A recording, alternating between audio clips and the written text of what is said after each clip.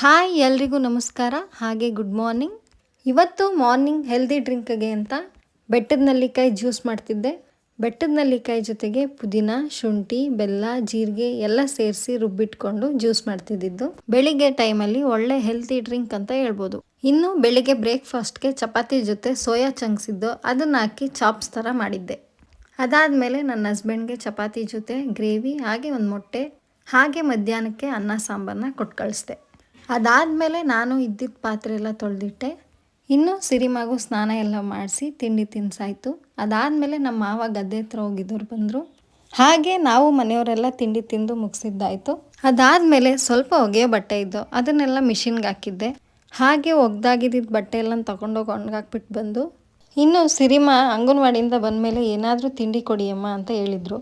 ಹಾಗಾಗಿ ಗ್ರಾಸರೀಸ್ ತಂದಾಗ ಮಖಾನ ತಂದಿದ್ದೆ. ಅದಕ್ಕೆ ಅವ್ರಿಗೆ ರೋಸ್ಟೆಡ್ ಮಖಾನ ಮಾಡ್ಕೊಡೋಣ ಅಂದ್ಬಿಟ್ಟು ರೆಡಿ ಮಾಡ್ಕೊತಾ ಇದ್ದೆ. ಅವರು ಇದನ್ನು ಕುರ್ಕುರೆ ಅಂತ ಅಂದ್ಕೊಂಡು ತಿಂತಾರೆ.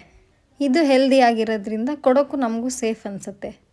ಹಾಗಾಗಿ ಫಸ್ಟು ಮಖಾನನ ಸ್ವಲ್ಪ ಎಣ್ಣೆ ಹಾಕಿ ಚೆನ್ನಾಗಿ ರೋಸ್ಟ್ ಮಾಡಿ ಎತ್ತಿಟ್ಕೊಂಡೆ.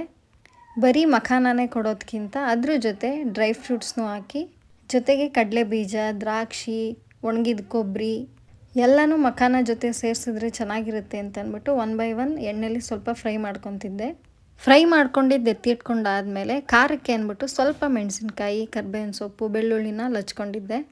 ಅದನ್ನು ಒಗ್ಗರಣೆ ಮಾಡಿಕೊಂಡು ಅದಾದಮೇಲೆ ಮುಂಚೆ ಎಲ್ಲ ಏನು ಫ್ರೈ ಮಾಡಿ ಇಟ್ಕೊಂಡಿದ್ದೆ ಅದನ್ನು ಸೇರಿಸಿ ಅದ್ರ ಜೊತೆಗೆ ಸ್ವಲ್ಪ ಅರಿಶಿನ ಪುಡಿ, ಉಪ್ಪಿನ ಪುಡಿ, ಸ್ವಲ್ಪ ಖಾರದ ಪುಡಿ ಹಾಕಿ ಮಿಕ್ಸ್ ಮಾಡ್ಕೊಂಡಾದಮೇಲೆ ಲಾಸ್ಟಲ್ಲಿ ಏನು ರೋಸ್ಟ್ ಮಾಡಿ ಇಟ್ಕೊಂಡಿದ್ದೋ ಆ ಮಖಾನ ಸೇರಿಸಿದ್ರೆ ರೋಸ್ಟೆಡ್ ಮಖಾನ ರೆಡಿ.